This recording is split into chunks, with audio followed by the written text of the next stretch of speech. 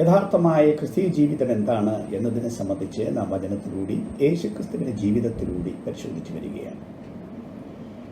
ആദ്യമായി നാം പരിശോധിച്ചു വരുന്നത് കർത്താവായ യേശുക്രിസ്തുവിന്റെ ജഡാവതാര സമയത്ത്, അവിടുത്തെ ജഡാവതാര കാലത്ത് അവിടുന്ന് ദൈവരൂപത്തിൽ ഇരുന്നവൻ ദാസരൂപമെടുത്ത് മനുഷ്യനായി വന്നു. തന്നെത്താൻ ഒഴിച്ചു, തന്നെത്താൻ താഴ്ത്തി, മരണത്തോളം, ക്രൂശില മരണത്തോളം അനുസരണമുള്ളവനായി തീർന്നു. ഫിലിപ്പി ലേഖനം 2-ാം അധ്യായത്തിന്റെ 5 മുതലുള്ള വാക്യം നാം വായിക്കുന്നത് ക്രിസ്തുയേശുവിന്റെ അതേ ഭാവം തന്നെ നിങ്ങളിലും ഉണ്ടായിരിക്കട്ടെ എന്നാണ്. അതിനെ സംബന്ധിച്ചാണ് നാം പറഞ്ഞു വന്നത്. ദാസനായ യേശുക്രിസ്തുവിന്റെ ജീവിതത്തിലെ വിവിധ വശങ്ങളെ നാം വചനത്തിലൂടെ പരിശോധിച്ചു. അവിടെ എങ്ങനെ ദാസനായി പ്രവർത്തിച്ചുവെന്നും അതേസമയം ദാസനായി നിലകൊണ്ട അവിടുത്തെ ജീവിതത്തിൻ്റെ മറ്റൊരു ഭാഗം അധികാരത്തോടെ ശുശ്രൂഷ ചെയ്തു എന്നും നാം കാണുകയുണ്ടായി. അതിൻ്റെ ഒരു പാഠം കൂടി പറഞ്ഞുകൊണ്ട് യേശുക്രിസ്തുവിന്റെ ജീവിതത്തിൻ്റെ ബാക്കി ഭാഗങ്ങളിലേക്ക് നാം പ്രവേശിക്കുകയാണ്. ഇന്ന് അതിൻ്റെ ഒരു ഭാഗം കൂടി വിശദീകരിക്കുകയാണ്. എന്താണ് ഈ ദാസൻ എന്ന് പറയുന്നതിന് പൗലോസ് അപ്പോസ്തലൻ കൊടുത്തിരിക്കുന്ന ഒരു വിശദീകരണം ഗലാത്യ ലേഖനം 1-ാം അധ്യായത്തിന്റെ 10-ാം വാക്യത്തിൽ നാം വായിക്കും.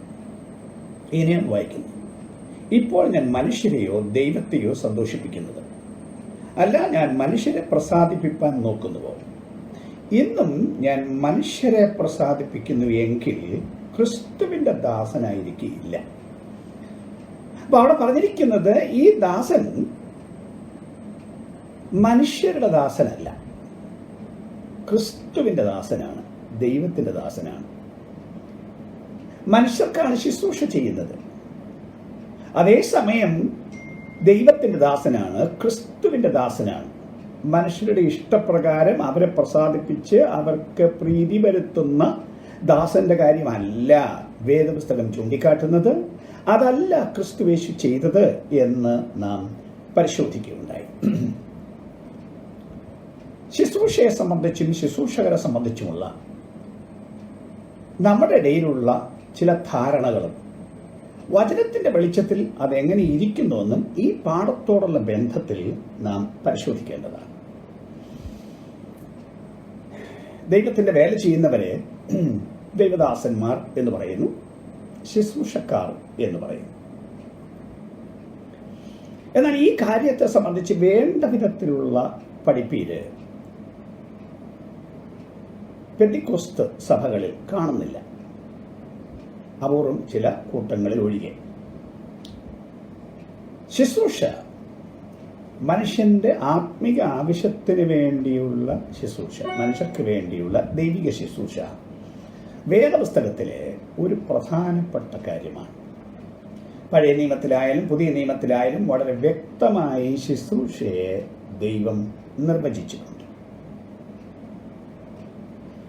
പഴയ നിയമത്തിലും ദൈവം ശുശ്രൂഷ നിയമിച്ചു, ശുശ്രൂഷയ്ക്ക് ആളെ നിയമിച്ചു. പുതിയ നിയമകാലത്തും, അതായത് കർത്താവായ യേശുക്രിസ്തുവിന്റെ മരണ പുനരുത്ഥാനത്തോടനുബന്ധിച്ചും അതിനുശേഷവും ശുശ്രൂഷകരെ ദൈവം നിയമിച്ചു. ഇവൻ യേശുവിന്റെ ശുശ്രൂഷ കാലത്ത് അവിടുന്ന് ശുശ്രൂഷകരെ നിയമിച്ചു.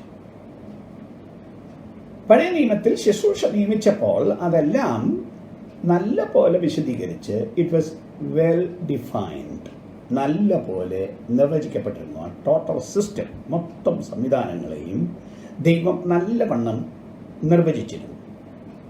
പഴയ നിയമത്തിൽ ഇസ്രയേലിന്റെ 12 ഗോത്രങ്ങളിൽ ഒരു ഗോത്രത്തെയാണ് ശുശ്രൂഷയ്ക്ക് വേണ്ടി തിരഞ്ഞെടുത്തിരുന്നത്. അത് ലേവി ഗോത്രത്തെയാണ്.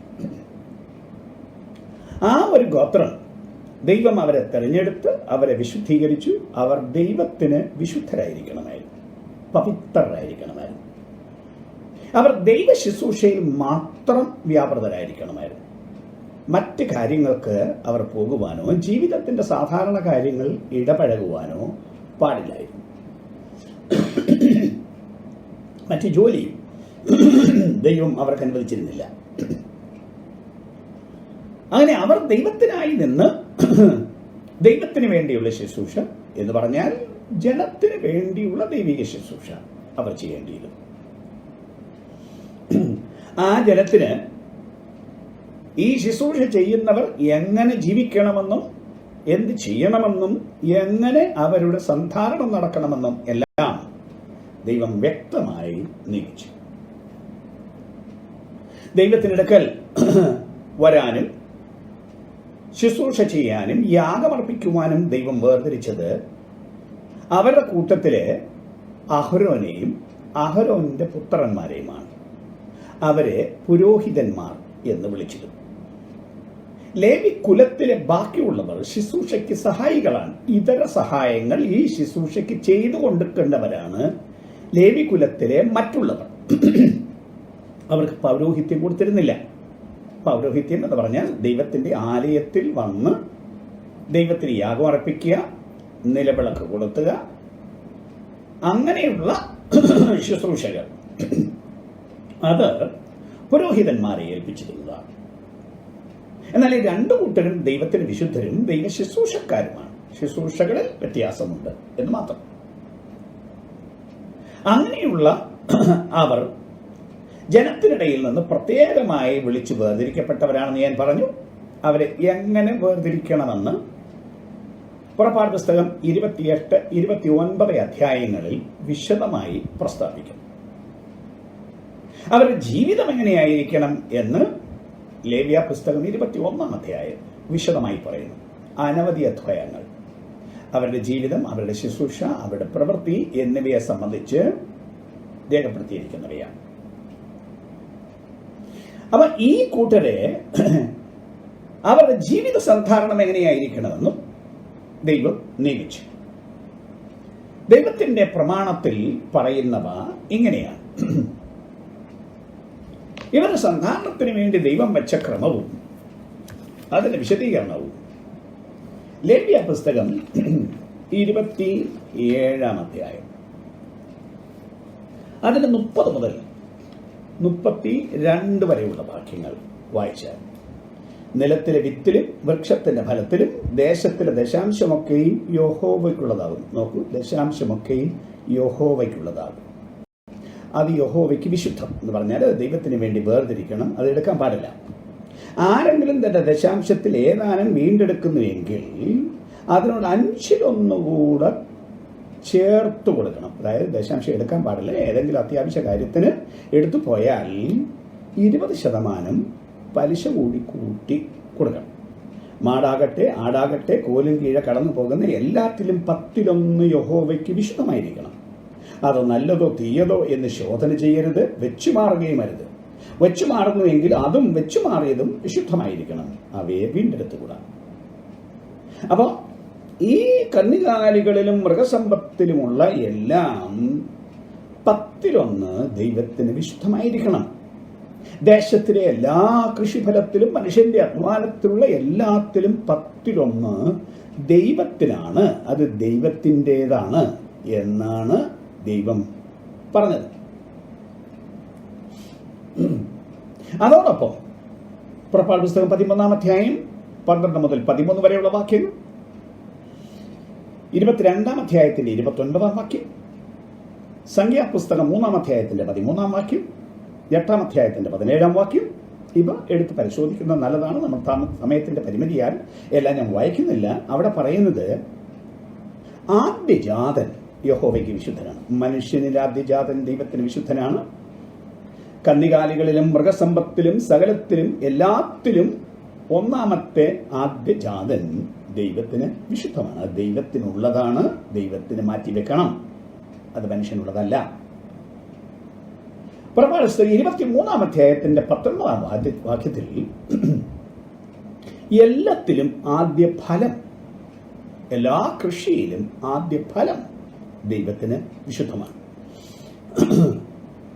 എല്ലാ കന്നുകാലികളിലും ആദ്യ ഫലം, അതാണ് ആദ്യജാതൻ എന്ന് പറയുന്നത്, അതും ദൈവത്തിന് വിശുദ്ധമാണ്.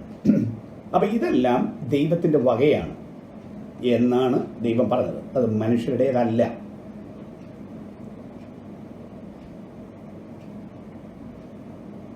നമ്മുടെ ദൈവത്തിന് കഴിക്കാൻ ആഹാരം വേണ്ട, ധരിക്കാൻ വസ്ത്രം വേണ്ട, വെളിച്ചം കാണാൻ മെഴുകുതിരിയോ എണ്ണയോ യാതൊന്നും വേണ്ട. ദേവാലയത്തിൽ യാഗങ്ങളൊക്കെ ഉണ്ടായിരുന്നു എന്ന് പറഞ്ഞാൽ അത് ദൈവത്തിന് കഴിക്കാൻ വേണ്ടി കൊടുക്കുന്നതല്ല, ദൈവത്തിന് അർപ്പിക്കുന്ന യാഗങ്ങളായിരുന്നു. പിന്നെ എന്തിനാണ് ദൈവം ഈ സംവിധാനം വെച്ചത്? അത്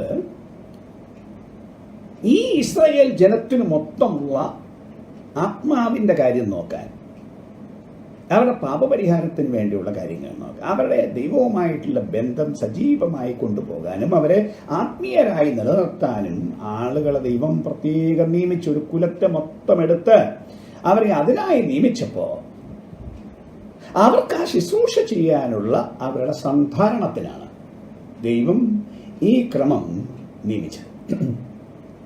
ഇതെല്ലാം അവർക്ക് കൊടുക്കുവാൻ വേണ്ടിയായിരുന്നു. പുതിയ നിയമത്തിലും ദൈവം ശുശ്രൂഷകരെ നിയമിച്ചു. അപ്പൊ ഈ പഴയ നിയമത്തിലാകട്ടെ പുതിയ നിയമത്തിലാകട്ടെ ദൈവം ശുശ്രൂഷകരെ നിയമിച്ചു.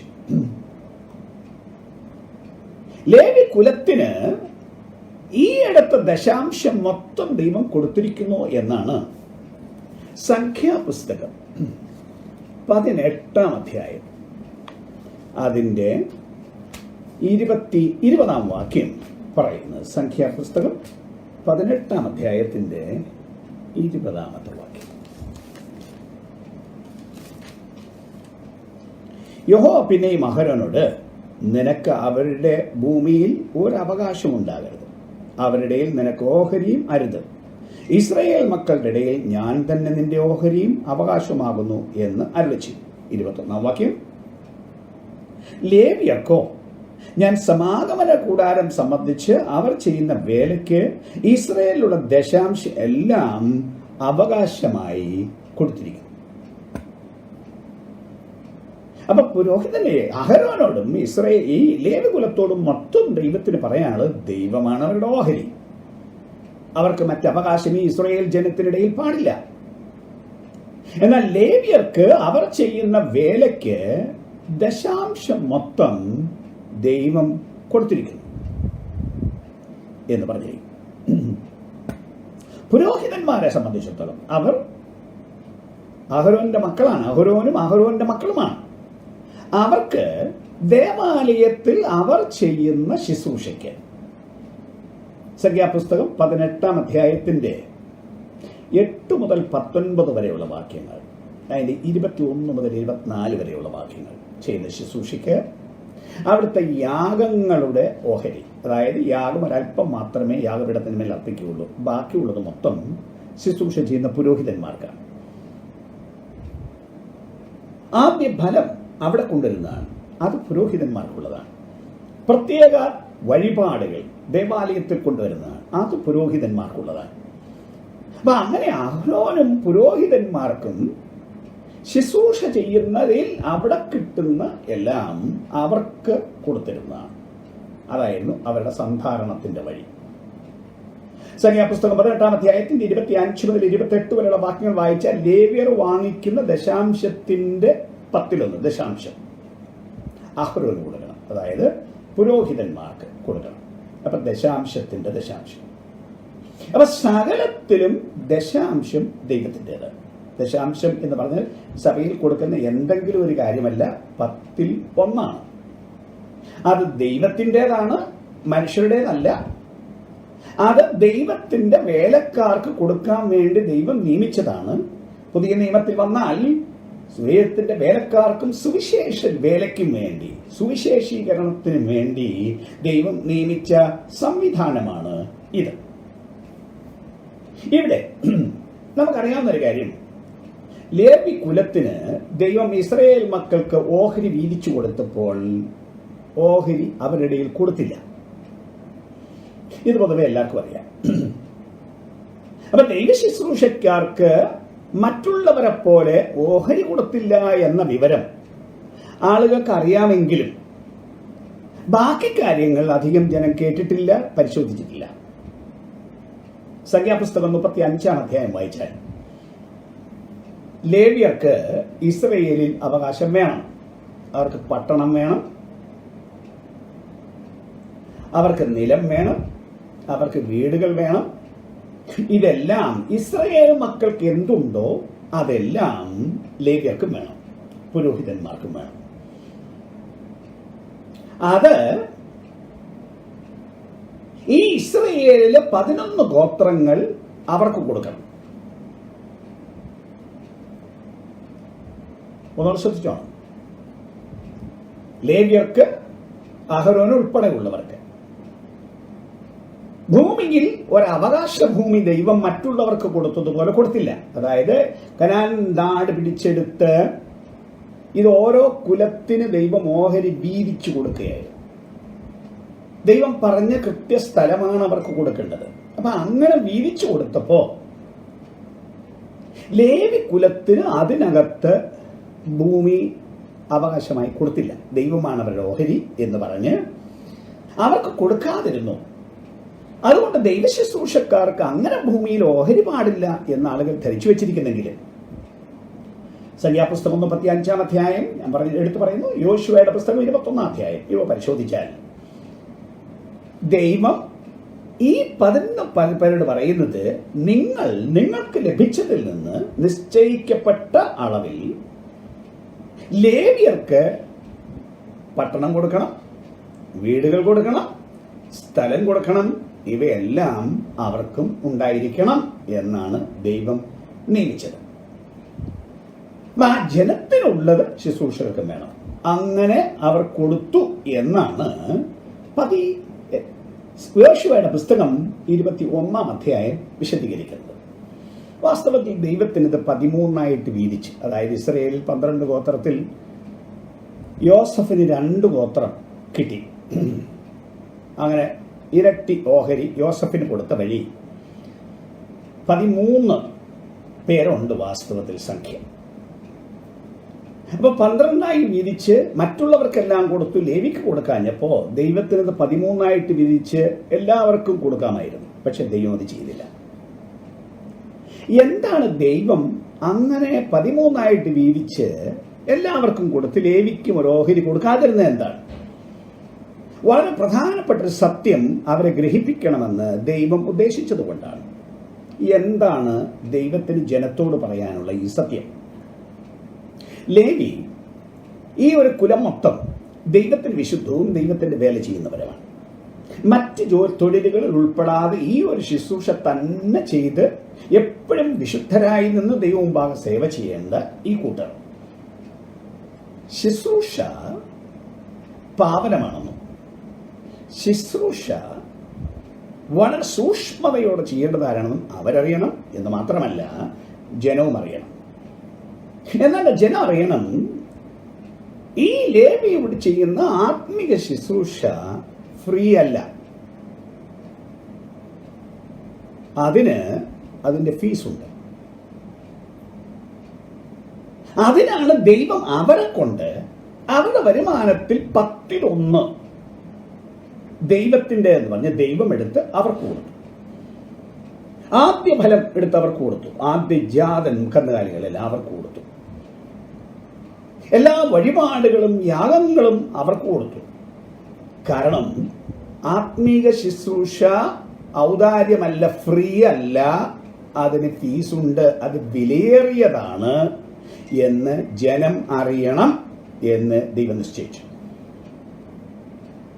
അല്ല ദൈവത്തിൻ്റെക്ക് വന്ന് എല്ലാം വാങ്ങിച്ചുകൊണ്ട് പോവുക, ഇതെല്ലാം ഫ്രീ ആണ് എന്ന് ധരിക്കുന്ന ഒരു ലോകമാണ് ഇന്നത്തെ ലോകം. ദൈവത്തെ സേവിക്കാൻ പറ്റും, എല്ലാം കിട്ടും, എല്ലാം ദൈവം തരും, ഞെരുക്കമുള്ളവർക്ക് അങ്ങോട്ട് പൈസ കിട്ടും.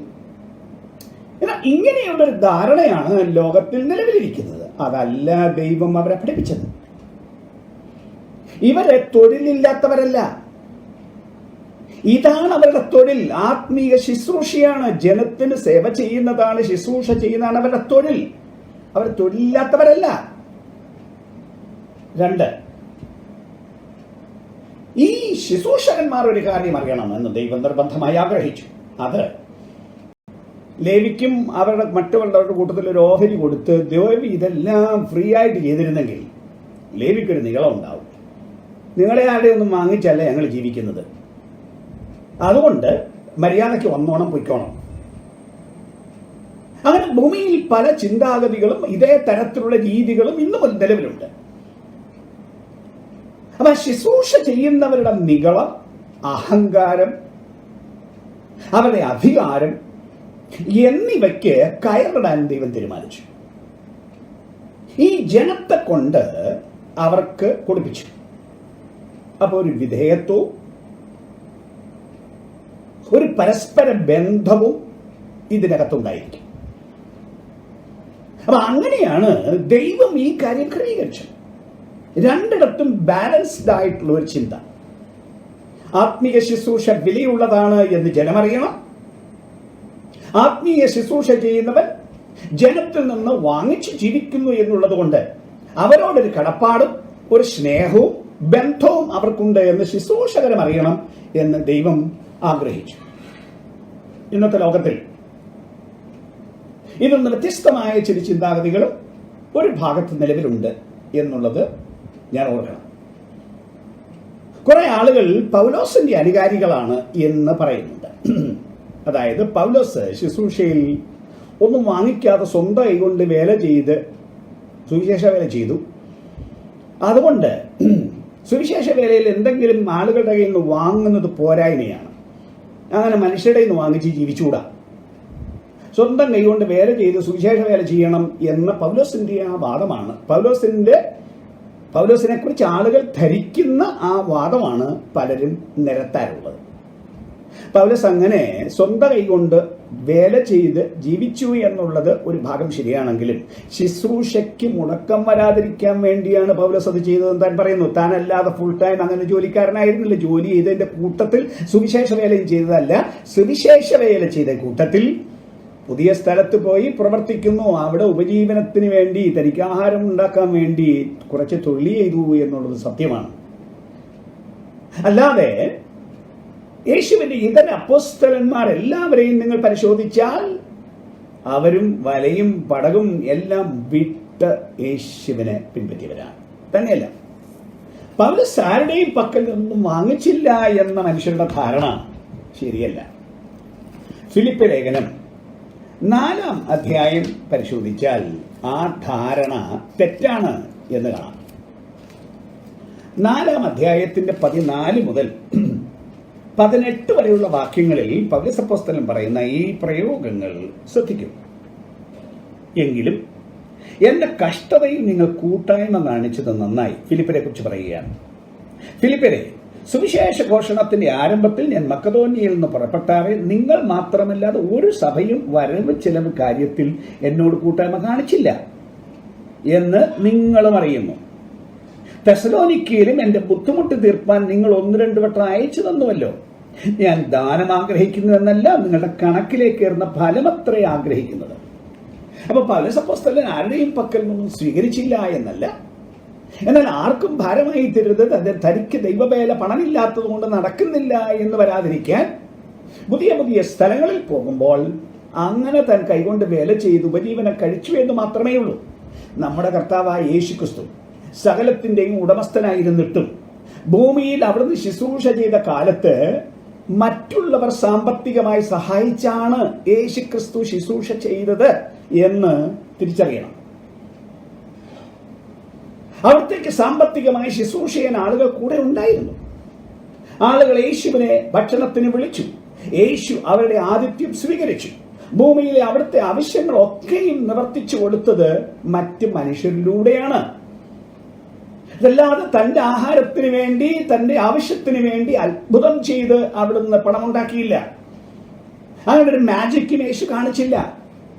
ഒരു സമയത്ത് ദേവാലയത്തിന്റെ ടാക്സ് അടയ്ക്കാൻ മത്സ്യത്തിന്റെ വായിൽ നിന്ന് ഒരു ചതുർദ്രഹ്മപ്പണം എടുത്ത ഒരു അത്ഭുതം യേശു ചെയ്തു എന്നല്ലാതെ അവിടത്തേക്ക് വേണ്ടി ഒരത്ഭുതങ്ങളും ചെയ്തില്ല എന്ന് നാം മനസ്സിലാക്കണം. പുതിയ നിയമത്തിലെ ശുശ്രൂഷയും കൂടെ ഞാൻ പറയുന്നു. പുതിയ നിയമത്തിലും യേശുക്രിസ്തു ശുശ്രൂഷക്കാളെ വിളിച്ചു. താൻ തന്നെ ശുശ്രൂഷക്കാളെ വിളിച്ചപ്പോ പത്രോസിനെ വിളിച്ചപ്പോ, അന്ത്രയോസിനെ വിളിച്ചപ്പോ, യാക്കോബിനെ വിളിച്ചപ്പോ, യോഹന്നാനെ വിളിച്ചപ്പോ, ഓരോരോ ശിഷ്യന്മാരെയും വിളിച്ചപ്പോ അവർ സകലവും വിട്ട് അവിടുത്തെ അനുഗമിച്ചു. മത്തായി സുവിശേഷം 19:27 പത്രോസ് അപ്പോസ്തലൻ പറയുന്നത്, ഗുരു, ഞങ്ങൾ സകലവും വിട്ട് നിന്നെ അനുഗമിച്ചു, ഞങ്ങൾക്ക് എന്ത് കിട്ടും? അവർ യേശുക്രിസ്തുവിന്റെ കൂടെ പൂർണ്ണസമയ സുവിശേഷ വേലക്കാരായി പോവുകയായിരുന്നു. ഞാൻ പറഞ്ഞല്ലോ, ഇന്നത്തെ കാലത്ത് ജോലിയോടുകൂടെ ഒരു ശുശ്രൂഷ ചെയ്യുന്ന ആൾ മറ്റുള്ള ശുശ്രൂഷകരെക്കാൾ കൂടിയവനെന്ന് ധരിക്കുന്ന, ഞങ്ങൾ നിങ്ങളുടെ നിന്നൊന്നും വാങ്ങിക്കുന്നില്ല എന്ന ധാരണയിലുള്ള ഒരു നികളവും അഹങ്കാരവും പലപ്പോഴും കാണാറുണ്ട്. എല്ലാവരുമല്ല, പലരും. ആ ഒരു ശാസ്ത്രം തന്നെ എനിക്ക് ആരുടെയും മനുഷ്യരുടെ കയ്യിൽ നിന്ന് വേണ്ട, ഞാൻ എൻ്റെ കാര്യം നോക്കിക്കൊള്ളാം എന്ന് പറഞ്ഞാൽ ദൈവം വച്ച ശുശ്രൂഷ ക്രമം അതല്ല. വളരെ വ്യക്തമായ ഡിഫൈൻ ചെയ്ത ശുശ്രൂഷ വ്യവസ്ഥിതി, സാമ്പത്തിക വ്യവസ്ഥിതി, അവരുടെ സന്ധാനത്തുള്ള വ്യവസ്ഥിതി ദൈവം ഉണ്ടാക്കിയാണ് ഈ ശുശ്രൂഷ നിയമിച്ചത്. സർവജ്ഞാനിയായ ദൈവം ഇതൊരു ശുശ്രൂഷയാണ്, ഇത് പൂർണ്ണസമയ വേലയാണ്. അതിനുള്ള സകല സംവിധാനങ്ങളും ദൈവം ഉണ്ടാക്കിയിട്ടുണ്ട്. പുതിയ നിയമത്തിലും അങ്ങനെ യേശുവിനെ പിൻപറ്റി ഈ ജനത്തിന്റെ ശുശ്രൂഷയ്ക്കുള്ളത് കർത്താവ് വഴിയുണ്ടാക്കി. ആ 12 ശിഷ്യന്മാരെ മാത്രമല്ല, എഫേസ്യ ലേഖനം 4:11 നാം വായിക്കുന്ന, ഇന്നും യേശു ശുശ്രൂഷയ്ക്ക് ആളുകൾ നിയമിക്കുന്നു. എഫേസ്യർ 4:11 അവൻ ചിലരെ അപ്പോസ്തലന്മാരായി, ചിലരെ പ്രവാചകന്മാരായി, ചിലരെ സുവിശേഷകന്മാരായി, ഇടയന്മാരായും ഉപദേഷ്ടാക്കന്മാരായും നിയമിച്ചിരിക്കുന്നു. അപ്പൊ അങ്ങനെ ദൈവം ശുശ്രൂഷയ്ക്ക് ആളെ നിയമിച്ചപ്പോ അതിനുള്ള സംവിധാനങ്ങളും പുതിയ നിയമത്തിലും കർത്താവായ യേശു പറഞ്ഞിട്ടുണ്ട്. എന്താണ് പുതിയ നിയമത്തിൽ കർത്താവായ യേശു പറഞ്ഞ ഈ പ്രയോഗങ്ങൾ എന്ന് ഒന്ന് പരിശോധിച്ചാൽ, മത്തായി സുവിശേഷം 10-ാം യേശു 12 വരെ ശുശ്രൂഷയ്ക്കായി പറഞ്ഞു വിടുകയാണ്. പറഞ്ഞു വിട്ട കൂട്ടത്തിൽ അവരോട് പറഞ്ഞ വാക്കുകൾ ഇങ്ങനെയാണ്: മടിശീലയിൽ പൊന്നും വെള്ളിയും ചെമ്പും വഴിക്ക് പൊക്കണവും 2 ഉടുപ്പും ചെരുപ്പും വടിയും കരുതരുത്. നിങ്ങൾ സ്വന്തം പണം ഉണ്ടാക്കിക്കൊണ്ട് പോകണ്ട. വേലക്കാരൻ തന്നെ ആഹാരത്തിന് യോഗ്യനല്ലോ. ഏത് പട്ടണത്തിലോ ഗ്രാമത്തിലോ കടക്കുമ്പോൾ അവിടെ യോഗ്യനാരെന്ന് അന്വേഷിപ്പീൻ, പുറപ്പെടുവോളം അവിടെ തന്നെ പാർപ്പീൻ. ലൂക്കോസിന്റെ സുവിശേഷം 10-ാം അധ്യായത്തിൽ ഇതിന് സമാനമായ കാര്യം, ഇതേ കാര്യം യേശു പറയുമ്പോൾ അവിടെ പറയുന്ന വിശദീകരണം 10-ാം അധ്യായത്തിന്റെ 5 മുതൽ 7 വരെയുള്ള വാക്യങ്ങളിൽ,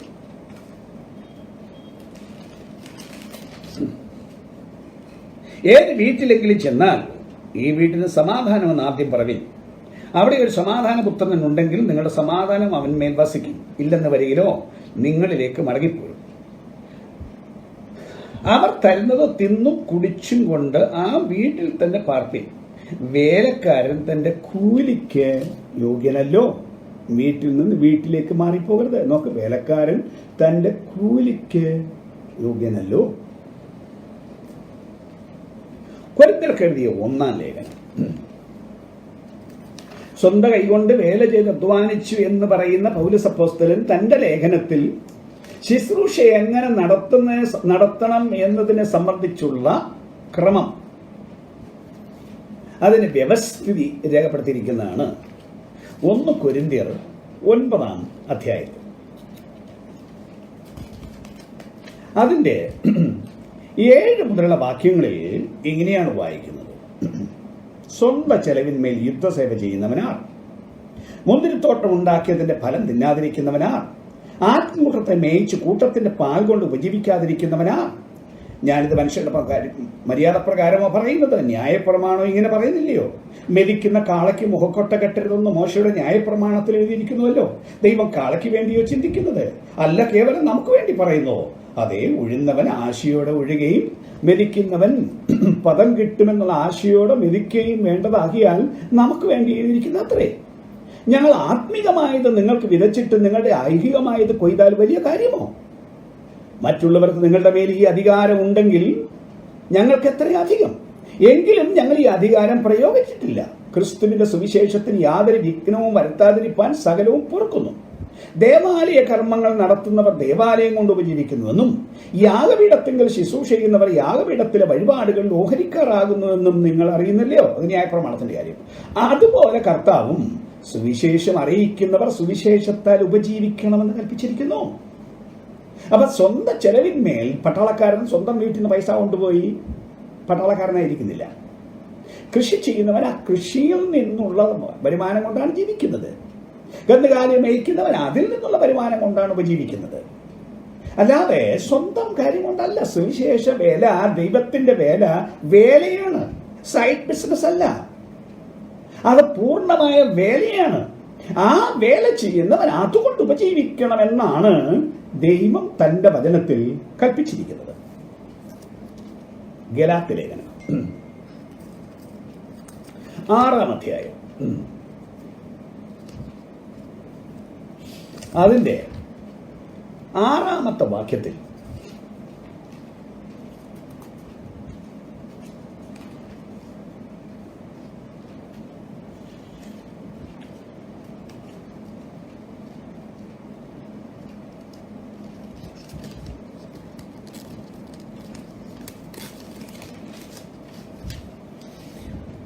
വചനം പഠിക്കുന്നവൻ പഠിപ്പിക്കുന്നവന് എല്ലാ നന്മയിലും ഓഹരി കൊടുക്കണം. അപ്പൊ വചനം പഠിപ്പിക്കുന്നത് ഫ്രീ അല്ല. അപ്പൊ ശുശ്രൂഷ ഫ്രീ അല്ല എന്നറിയണം. ഭൂമിയിൽ ഏത് ജോലിക്കും ഫീസ് ഉണ്ടല്ലോ. നിങ്ങൾ ഡോക്ടറെ കാണാൻ പോയാൽ അതിന് ഫീസ് കൊടുക്കണ്ടേ? വക്കീലിനെ കാണാൻ പോയാൽ അതിന് ഫീസ് കൊടുക്കണ്ടേ? ട്യൂഷന് പോയാൽ അതിന് ഫീസ് കൊടുക്കണ്ടേ? ഇവിടത്ത് പോയി ഒരു മനുഷ്യനെ കൊണ്ട് ഓഫീസിലും അവിടെ ഇവിടെയൊക്കെ പോകുമ്പോൾ ചില കത്തുകൾ, പേപ്പർ ഫോംസ് തയ്യാറാക്കിയാൽ അവിടെ അവതരിപ്പില്ലേ? അവർക്ക് ഫീസില്ലേ? ഭൂമിയിൽ ഏത് പണിക്കാണ് ഫീസ് ഇല്ലാത്തത്? ഏതിനാണ് പൈസ കൊടുക്കേണ്ടാത്തത്? അങ്ങനെ ഒരു തുല്യമില്ല. സുവിശേഷ വേലയും പൂർണ്ണമായ വേലയാണ്, അതിന് ഫീസുണ്ട്. പക്ഷെ അതവരൊരു ഫീസ് ചാർജ് ചെയ്ത് വാങ്ങിക്കുന്നതല്ല, ദൈവം വെച്ച വ്യവസ്ഥിതിയാണിത്. നമ്മുടെ കർത്താവായ യേശു ക്രിസ്തു പഠിപ്പിച്ച പാഠവും അങ്ങനെ തന്നെയാണ്. അപ്പോ ആളുകളുടെ ഒരു ധാരണ ശുശ്രൂഷകരെ സംബന്ധിച്ച് ഇവിടെ പറയുന്നത് പോലെ, ഞങ്ങൾ തന്നാണ് നിങ്ങൾ ജീവിക്കുന്നത്, ഞങ്ങൾ ധനിക, നിങ്ങൾ പാവപ്പെട്ടവർ, നിങ്ങൾക്ക് വേറെ തൊഴിലില്ല, നിങ്ങളങ്ങനെ തൊഴിലുള്ളവരല്ല. അപ്പം ഞങ്ങൾ തന്ന് ഉപജീവിക്കുന്ന ഞങ്ങൾ പറയുന്ന പോലെ കേൾക്കണം. ഇതാണ് ഒരു കൂട്ടം ആളുകൾ ഭൂമിയിൽ പറയുന്നു. എത്രയോ ശുശ്രൂഷകളുടെ മുഖത്ത് നോക്കി എന്ന് പറഞ്ഞിട്ടുണ്ട്. അപ്പൊ അവരുടെ ചിന്തയാണ് സുവിശേഷ വേലക്കാരൻ മനുഷ്യരുടെ ഔദാര്യം കൊണ്ട് ജീവിക്കുന്നവരാണ്. പല സുവിശേഷ വേലക്കാർ, നല്ലൊരു പങ്കാളുകൾക്കും സുവിശേഷ വേലക്കാർ അത്ര മാന്യമായി ജീവിക്കുന്ന അത്ര താല്പര്യമില്ലാത്തവരുണ്ട്. അവർക്ക് വീടുണ്ടായാൽ അത് ഇഷ്ടമില്ലാത്തവർ, അവരുടെ വീട്ടിൽ നല്ലൊരു ഫ്രിഡ്ജ് ഉണ്ടെങ്കിൽ ഇഷ്ടമില്ലാത്തവർ, നല്ല വണ്ടിയിൽ നടന്നാൽ ഇഷ്ടമില്ലാത്തവർ, നല്ല തുണി അവരെടുത്താൽ ഇഷ്ടമില്ലാത്തവർ. അപ്പൊ ഇങ്ങനെ സുവിശേഷ വേലക്കാരോടുള്ള, സഭാപ്രവർത്തകരോടുള്ള മനോഭാവം പലരും വച്ചു പുലർത്തുന്നു. ഞാൻ പറഞ്ഞ പോലെ പല സഭകളിലും ഇത് നേരിട്ട് ശുശ്രൂഷകരോട് പറഞ്ഞത് എനിക്കറിയാം, എന്നോട് അവർ പറഞ്ഞിട്ടുണ്ട്, ഇങ്ങനെ പറഞ്ഞിട്ടുണ്ട്. ഇത് നിമിത്തം എന്ത് സംഭവിക്കുന്നു? ഇന്നത്തെ കാലത്തെ ബഹുഭൂരിപക്ഷം സുവിശേഷ വേലക്കാരുടെ മക്കളും സഭയോട് സ്നേഹമില്ലാത്തവരായി, സഭയിലെ ഈ പെരുമാറ്റങ്ങൾ നിമിത്തം ശുശ്രൂഷയോടും ഈ ആത്മീയ സംവിധാനത്തോടും തന്നെ ഇഷ്ടമില്ലാത്തവരായി വളരുന്നു. ഒരു കയ്പ് വെച്ച് പുലർത്തുന്നു എന്നുള്ളതും ഒരു വ്യാപകമായി പ്രശ്നമായി തീർന്നിരിക്കുന്നു എന്നുള്ളത് ഒരു സത്യമാണ്. എന്താണ് ഇതിന്റെ കാരണം? എന്താണ് വാസ്തവത്തിൽ ഈ കാര്യത്തിന് ദൈവികമായ വ്യവസ്ഥ? ദൈവം പറഞ്ഞ എന്താണ്? ദൈവം പറഞ്ഞു, ദശാംശം നിങ്ങളുടെ വകയല്ല, ആദ്യ ഫലം നിങ്ങളുടെ വകയല്ല, ആദ്യ ജാതം നിങ്ങളുടെ വകയല്ല, ഔദാര്യങ്ങളും ദാനങ്ങളും യാഗങ്ങളും ദൈവവും കൊണ്ടുവരണം. ഇതെല്ലാം ദൈവം അവർക്ക് കൊടുത്ത കൽപ്പനയാണ്. ദൈവം പറഞ്ഞത് അതെന്റെ വകയെന്നാണ്, നിങ്ങളുടേതല്ല. അതായത് ആകാശവും ഭൂമിയും സർവ്വവും ദൈവത്തിന്റെ വകയാണ്. നിങ്ങൾ താമസിക്കുന്ന ഭൂമി ദൈവത്തിന്റെ വകയാണ്. നിങ്ങൾ ശ്വസിക്കുന്ന പ്രാണവായു ദൈവത്തിന്റെ വകയാണ്. നാം കുടിക്കുന്ന വെള്ളം ദൈവത്തിന്റെ വകയാണ്. ശ്വസിക്കുന്ന പ്രാണവായു ദൈവത്തിന്റെ വകയാണ്. നിങ്ങളുടെ ആരോഗ്യം ദൈവത്തിന്റെ വകയാണ്. നിങ്ങളുടെ സൗന്ദര്യം ദൈവത്തിന്റെ വകയാണ്. നിങ്ങളുടെ കഴിവുകൾ ദൈവത്തിന്റെ വകയാണ്. സകലവും ദൈവത്തിന്റെ വകയാണ്. നിങ്ങൾക്ക് ജോലി കിട്ടിയെങ്കിൽ ദൈവം തന്നതാണ്. ജോലിയാണ്. ആരോഗ്യം ദൈവം തന്നതാണ്. ബുദ്ധി ദൈവം തന്നതാണ്. നിങ്ങൾക്ക് നല്ല വിദ്യാഭ്യാസം ഉണ്ടെങ്കിൽ, നിങ്ങൾ പഠിച്ചു വലിയ ആളായെങ്കിൽ അതിന്റെ എല്ലാം കഴിവ് ദൈവം തന്നതാണ്. സകലവും ദൈവത്തിന്റെ വകയാണ്. അങ്ങനെങ്കിൽ നിങ്ങൾ ഉണ്ടാക്കുന്ന സകലവും ദൈവത്തിൻ്റെതാണ്. നിങ്ങൾ ചെയ്ത മുഴു കൃഷിക്കും വെള്ളമൊഴിച്ചത് ദൈവമാണ്, അതിന് ഫലം നൽകിയ ദൈവമാണ്, സകലവും ദൈവത്തിന്റെ വകയാണ്. ദൈവം പറഞ്ഞൊരു കാര്യം ചെയ്യൂ, നീ എടുത്തോ, 90% നീ എടുത്തോ, പക്ഷെ 10% എൻ്റെ വകയാണ്. ഈ ഭൂമി എൻ്റെ വകയാണെന്ന് നീ അറിയണം. ഈ കാലാവസ്ഥ തന്നത് ഞാനാണെന്ന് നീ അറിയണം. നിനക്ക് പ്രാണവായു തന്നത് ഞാനാണെന്നറിയണം. നിനക്ക് വെള്ളം തന്നത് ഞാനാണെന്നറിയാം. സൂര്യപ്രകാശം തന്നത് ഞാനാണെന്നറിയാം. നിന്നെ പുലർത്തുന്നത് ഞാനാണെന്ന് നീ അറിയണം. അതറിയാൻ അതിന് ബഹുമാനമായി 10% നീ എൻ്റെ പക്കൽ കൊണ്ടുവരണം. അതാണ് ദൈവത്തിന്റെ വ്യവസ്ഥിതി. ഇത് ദൈവത്തിന്റെ ഒരു ടാക്സാണ്. മനുഷ്യന്റെ മേൽ ചുമത്തുന്ന ദൈവത്തിന്റെ ടാക്സാണ്. എന്താണ് ടാക്സ് എന്ന് പറഞ്ഞാൽ ഭൂമിയിലെ മനുഷ്യർക്ക് മനസ്സിലാക്കാൻ ബുദ്ധിമുട്ടുണ്ടോ? നിങ്ങൾ ജീവിക്കുന്ന രാജ്യത്ത് ടാക്സ് കൊടുക്കണ്ടേ? ഗൾഫ് രാജ്യത്ത് ചില രാജ്യങ്ങൾക്ക് ടാക്സ് ഇല്ലെന്ന് എനിക്കറിയാം. അവിടുത്തെ സർക്കാരിന് ഓയിൽ റിസോഴ്സിൽ ധാരാളം പണമുള്ളത് കൊണ്ട് സാധാരണക്കാരൻ്റെ കയ്യിൽ നിന്ന് ടാക്സ് വാങ്ങിക്കുന്നില്ല. എങ്കിലും ടാക്സ് സംവിധാനമുണ്ട്. ലോകത്തിലെ എല്ലാ രാജ്യങ്ങളിലും ടാക്സ് സംവിധാനമുണ്ട്. ടാക്സ് കൊടുക്കാത്ത ഒരാളും ജീവിക്കുന്നില്ല എന്നുള്ളതാണ് സത്യം. ഇൻകം ടാക്സ് കൊടുക്കാത്തവരുണ്ടായിരിക്കാം വരുമാനം കുറഞ്ഞത്. അതേസമയം ബാക്കി എന്തെല്ലാം ടാക്സുകൾ നിങ്ങൾ കൊടുക്കുന്നു? വരുമാനമുള്ളവർ ഇന്ത്യയിൽ 2.5 ലക്ഷം രൂപയ്ക്ക് മേൽ വരുമാനമുള്ള ഏത് പൗരനും ടാക്സ് കൊടുക്കണം, ഇൻകം ടാക്സ് കൊടുക്കണം. സെയിൽ ടാക്സ് ബിസിനസ്സുകാർ കൊടുക്കേണ്ടതാണ്. പ്രോപ്പർട്ടി ടാക്സ്, വസ്തുവുള്ള എല്ലാവരും അതിന് ടാക്സ് കൊടുക്കണം. വീടുള്ള എല്ലാവരും ബിൽഡിങ്ങിന് ടാക്സ് കൊടുക്കണം. നിങ്ങളൊരു വസ്തു വാങ്ങാൻ പോയാൽ അതിന്റെ രജിസ്ട്രേഷൻ ഫീസ് വലിയൊരു തുക, ഈവൻ ഒരു സമയത്ത് 12% അതിന്റെ ടാക്സ്, പേപ്പർ ഉൾപ്പെടെ. നിങ്ങൾ വാങ്ങിക്കുന്ന ഏത് സാധനത്തിനും ടാക്സ് ഉണ്ട്. നമ്മൾ ഇന്ധനം ഒഴിക്കുന്നു, അതിന് ടാക്സ്, ഹ്യൂജ് എമൗണ്ട് ടാക്സ് ഉണ്ട്. ഇന്നത്തെ കാലത്ത് നമ്മുടെ GST ഇന്ത്യയിൽ വന്നപ്പോൾ ഹ്യൂജ് വലിയ തുകയാണ് വാങ്ങിക്കുന്നത്. ഇത് മുഴുവൻ സർക്കാരിലേക്ക് നമ്മൾ അടയ്ക്കുകയാണ്. സർക്കാർ ഭൂമി തന്നിട്ടല്ല, പക്ഷേ നമ്മൾ അടയ്ക്കണം. സർക്കാരിൽ നിന്ന് പല നന്മകൾ നമുക്കുണ്ട്. നമ്മുടെ രാജ്യത്തിന്റെ സുരക്ഷിതത്വം സർക്കാരാണ് നോക്കുന്നത്. ഒരുപാട് കാര്യങ്ങൾ സർക്കാർ നോക്കുന്നു. അപ്പൊ ഇത് സർക്കാരിന് കൊടുക്കുന്ന ടാക്സ് ആണ്. സർക്കാരിന്റെ വരുമാനം ഇതാണ്.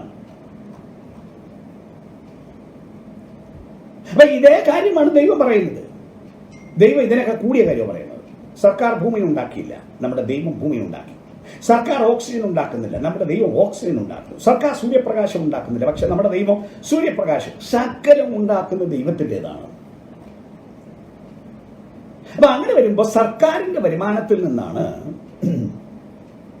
രാജ്യത്തിന്റെ പ്രസിഡന്റിന് ശമ്പളം കൊടുക്കുന്നത്, പ്രധാനമന്ത്രിക്ക് ശമ്പളം കൊടുക്കുന്നത്, എല്ലാ മന്ത്രിമാർക്കും ശമ്പളം കൊടുക്കുന്നത്, എല്ലാ MLA-മാർക്കും MP-മാർക്കും ശമ്പളം കൊടുക്കുന്നത് ഇതിൽ നിന്നാണ്.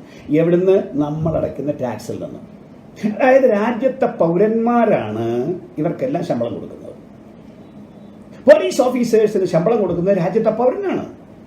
എല്ലാ ഗവൺമെന്റ് ഡോക്ടേഴ്സിന് ശമ്പളം കൊടുക്കുന്നത് രാജ്യത്തെ പൗരനാണ്. സ്കൂൾ ടീച്ചേഴ്സിന്, ഗവൺമെന്റ് സ്കൂൾ ടീച്ചേഴ്സിന് ശമ്പളം കൊടുക്കുന്നത് രാജ്യത്തെ പൗരനാണ്. എയ്ഡഡ് സ്കൂൾ ടീച്ചേഴ്സിന് ശമ്പളം കൊടുക്കുന്നത് രാജ്യത്തെ പൗരനാണ്. ജില്ലാ കളക്ടർക്ക് ശമ്പളം കൊടുക്കുന്നത് രാജ്യത്തെ പൗരനാണ്. പക്ഷെ നിങ്ങൾ ആരെങ്കിലും പോയി ഇവിടുത്തെ പ്രധാനമന്ത്രിയോടോ ഇവിടുത്തെ പോലീസ് ഓഫീസറോടോ ഇവിടുത്തെ ജില്ലാ കളക്ടറാണ് ഞങ്ങളാ ശമ്പളം തരുന്നത് എന്ന് പറയാറുണ്ടോ? പറഞ്ഞാൽ വിവരം അറിയും. ഇതേ സംവിധാനമാണ് ദൈവം തന്റെ സഭയ്ക്ക് വെച്ചിരിക്കുന്നത്. ഇത് ദൈവത്തിന് കൊടുക്കുന്നതാണ്, പണം നിങ്ങളുടേതല്ല. നിങ്ങൾ ദൈവത്തിന് ദശാംശം കൊടുത്തെങ്കിൽ അത് ദൈവത്തിന്റെ വകയാണ്. അത് എടുക്കാനുള്ള അവകാശം നിങ്ങൾക്കില്ല, ദൈവത്തിന് കൊടുത്തത്. അതുകൊണ്ട് ദൈവത്തിന്റെ വേലക്കാർ നടക്കുമ്പോൾ, അവരുടെ സന്താനം നടക്കുമ്പോൾ വെച്ചു പുലർത്തുന്ന മനോഭാവം സൂക്ഷിക്കേണ്ടതാണ്. ഒരു വിഭാഗം ശുശ്രൂഷകന്മാർ ചിന്തിക്കുന്നത്, ഞങ്ങൾക്ക് വേണ്ടവത്തിൽ പണമില്ല, അതുകൊണ്ട് എങ്ങനെ ജീവിക്കണം, അതുകൊണ്ട് കീഴ്പ്പെട്ടു പോകാം, അനുസരിച്ച് പോകാം. അങ്ങനെ മനുഷ്യരെ പ്രസാദിപ്പിക്കുന്നവരായി അവർ തീരുന്നു. ഒരു വിഭാഗം ശുശ്രൂഷകന്മാർ നേതാക്കന്മാരെ പ്രസാദിപ്പിക്കാൻ വേണ്ടി, അവരുടെ സപ്പോർട്ട് കിട്ടാൻ വേണ്ടി, അവരുടെ പിന്തുണ കിട്ടാൻ വേണ്ടി അവർ പറയുന്നത് എല്ലാം ചെയ്യുന്നു. ശരിയായാലും തെറ്റായാലും തെറ്റിനും പിന്തുണ നിൽക്കുന്ന ധാരാളം സുവിശേഷ വേലക്കാരുണ്ട്, തെറ്റാണെന്ന് അറിഞ്ഞുകൊണ്ട്. എങ്കിലും ജീവിതത്തിന് വേണ്ടി ഇത് ചെയ്യുന്നു. ഓർക്കണേ, നിങ്ങളെ വിളിച്ചത് അവരാണോ? നിങ്ങളെ വിളിച്ചത്, വേലയ്ക്ക് വിളിച്ചത് ദൈവമല്ലേ? ദൈവത്തെ സേവിക്കണം. മനുഷ്യരുടെ സേവകന്മാരായി ജീവിച്ചാൽ നിങ്ങൾക്ക് ദൈവത്തിന്റെ ശുശ്രൂഷകന്മാരായിരിക്കാൻ കഴിയുകയില്ല എന്നാണ് വേദപുസ്തകം വളരെ വ്യക്തമായി പറയുന്നത്. സഭയുടെ ഈ തെറ്റായ സംവിധാനങ്ങൾ ദൈവത്തിൻ്റെ സഭയിൽ ദൈവത്തിൻ്റെ ദശാംശം കൊണ്ടുവരാതെ, വഴിപാടുകൾ കൊണ്ടുവരാതെ ഈ സംവിധാനത്തിൽ വെക്കുന്നത് നിമിത്തം ശുശ്രൂഷയ്ക്ക് ബഹുവിധ ആക്ഷേപങ്ങൾ ഇന്നത്തെ ലോകത്തിലുണ്ടായിരിക്കുകയാണ്. ശുശ്രൂഷയ്ക്ക് മാന്യതയില്ലാതായി തീർന്നിരിക്കുകയാണ്. ബാക്കി പട്ടത്വ സഭകളിൽ ശുശ്രൂഷകർക്ക് ശുശ്രൂഷകർക്ക് മാന്യതയുണ്ട്. മറ്റ് മതങ്ങളിൽ ശുശ്രൂഷകർക്ക് അതിൻ്റെ മാന്യതയുണ്ട്. എന്നാൽ ഈ തരം മനോഭാവങ്ങൾ, തെറ്റായ മനോഭാവങ്ങൾ ശുശ്രൂഷകരും ജനവും വെച്ചു പുലർത്തുന്നതിനാൽ ഈ പെന്തിക്കോസ്തുകാരുടെ ഇടയിൽ പലപ്പോഴും ശുശ്രൂഷകർക്ക് മാന്യതയില്ലാതായി തീർന്നിരിക്കും.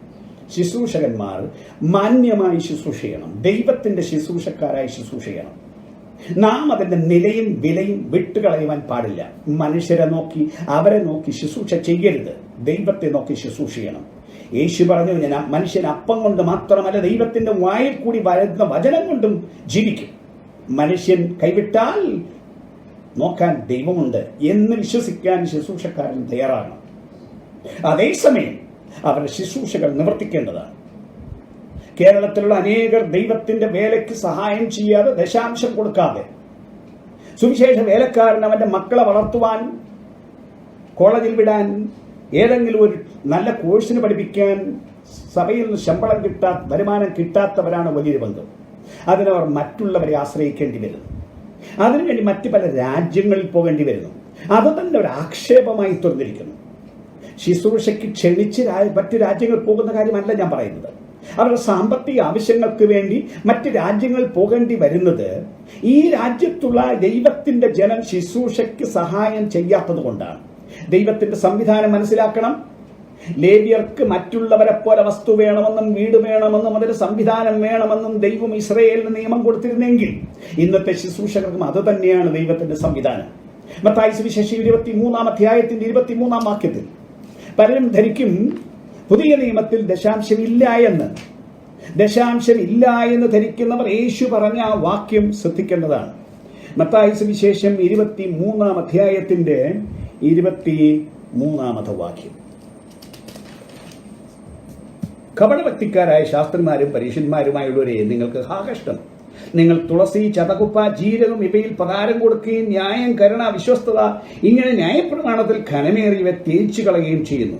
അടുത്തത്, അത് ചെയ്യുകയും ഇത് ത്യജിക്കാതിരിക്കുകയും വേണം. ദശാംശം കൊടുക്കുകയും ആന്തരിക കാര്യങ്ങളായ നീതി, കരുണ, ന്യായം ഇവ ത്യജിക്കാതിരിക്കുകയും വേണം.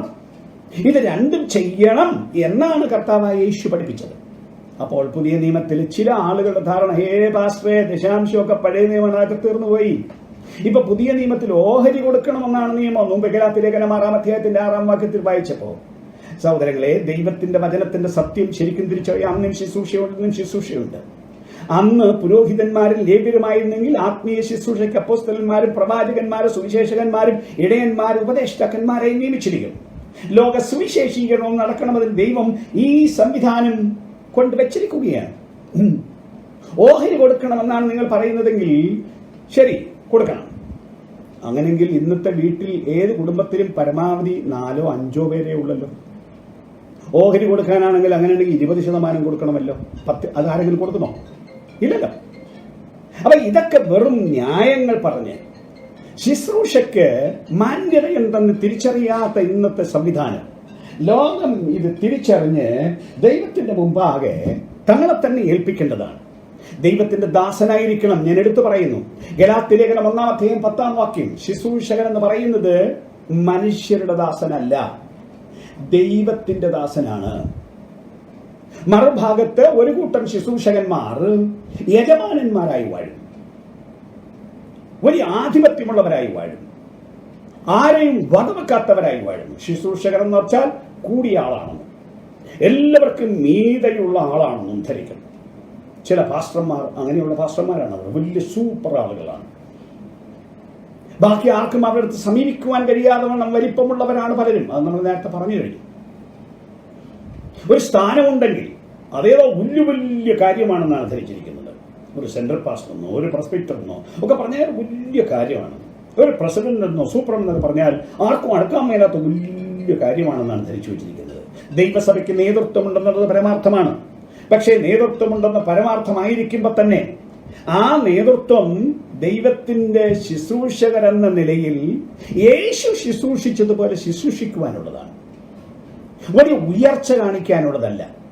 യേശു എന്ന ദാസനെ പോലെയുള്ള ഒരു മനോഭാവമാണ് വേണ്ടത്. കുറെ ആളുകൾ ശുശ്രൂഷയിൽ ശപിക്കുന്നവരുണ്ട്. തങ്ങളുടെ ഇഷ്ടം സാധിച്ചു കൊടുക്കാത്ത ആളുകളെ ശപിക്കുന്നവർ. കുറെ ആളുകളുടെ പ്രസംഗം ശാപത്തിന്റെ പ്രസംഗമാണ്. യേശു തന്റെ ശിഷ്യന്മാരിൽ 2 പേരോട് ചോദിച്ചത് ലൂക്കോസ് 9-ാം അധ്യായം 51 മുതൽ 56 വരെയുള്ള വാക്യങ്ങൾ. നേരത്തെ ഒരു ഭാഗം നാം ഉദ്ധരിച്ചതാണ്. ഈ ശമര്യക്കാരുടെ മേൽ തീയിറങ്ങി അവരെ ദഹിപ്പിക്കാം എന്ന് പറഞ്ഞപ്പോൾ ചോദിച്ചു, നിങ്ങളുടെ ആത്മാവ് എന്താണ്? മനുഷ്യപുത്രനും മനുഷ്യരുടെ പ്രാണങ്ങളെ നശിപ്പിക്കാൻ വന്നവരല്ല. സുവിശേഷ വേലക്കാരൻ ദൈവത്തിന്റെ ജനത്തെ ശപിക്കാനുള്ളവരല്ല, ദൈവത്തിന്റെ ജനത്തെ അനുഗ്രഹിക്കാനുള്ളവരാണ്. ആകയാൽ ഈ ശാപവാക്കുകൾ ദൈവത്തിങ്കൽ നല്ല. നിങ്ങളുടെ ഹൃദയത്തെ വേദനിപ്പിക്കത്തക്കവണ്ണം തകർക്കത്തക്കവണ്ണം ആളുകൾ പെരുമാറും. അതെല്ലാം സുവിശേഷ വേലയിലുണ്ട്. സുവിശേഷ വേലയിൽ അതേ തരം അനുഭവങ്ങൾ ധാരാളമുള്ള വ്യക്തിയാണ് ഞാനും. പക്ഷേ അത് ദൈവം നോക്കിക്കോളും. അത് കൈകാര്യം ചെയ്യാൻ ദൈവത്തിനറിയാം. അതുകൊണ്ട് നാം ദൈവപുത്രനായ ക്രിസ്തുവിന്റെ മനോഭാവ പ്രകാരം ജീവിക്കുകയും പ്രവർത്തിക്കുകയും ചെയ്യണമെന്നുള്ളത് നാം അറിയേണ്ട പ്രധാനപ്പെട്ട ഒരു സംഗതിയാണ്. അതുകൊണ്ട് ഇവിടെ ചോദ്യം ഇതാണ്, നാം ആരുടെ ദാസൻ? നാം ദൈവത്തിന്റെ ദാസനോ അതോ മനുഷ്യരുടെ ദാസനോ? ഉയർന്ന ഭാവങ്ങൾ വിട്ടുകളഞ്ഞ് യേശുവിന്റെ ഭാഷയനുസരിച്ച് നിങ്ങൾ ഒന്നാമനാകുവാൻ ആഗ്രഹിക്കുന്നവൻ ഒടുക്കത്തവനാകണം. അതിലേക്ക് പിന്നീട് സമയത്ത് നമ്മൾ വരും.